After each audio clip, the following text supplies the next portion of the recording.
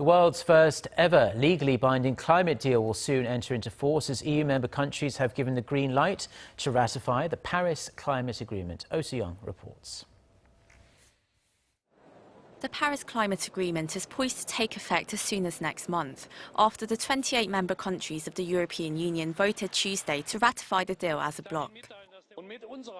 Our vote opens the way to ensuring that the whole agreement can achieve the necessary threshold figure so as to come into worldwide implementation.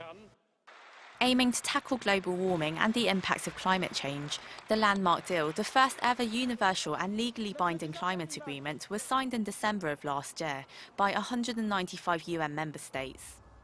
The main goal is to keep the rise of global temperatures to 2 degrees Celsius and reduce it to 1.5 degrees Celsius. It also aims to reduce greenhouse gas emissions as soon as possible with carbon reduction goals specified by each member state, and finance the progress by collecting funds from developed countries. The United States and China, who together account for roughly 40% of global carbon emissions, signed on to the deal early last month. During the UN General Assembly's annual debate in mid-September, more than 30 countries, including Brazil and India, agreed to adopt the agreement upon the urging of Secretary-General Ban Ki-moon.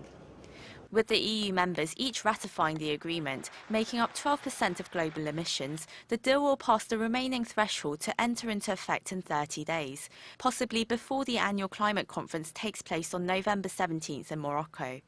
During the week-long talks, world leaders are expected to discuss the implementation of the Paris Agreement, along with each country's specific goals to reduce emissions.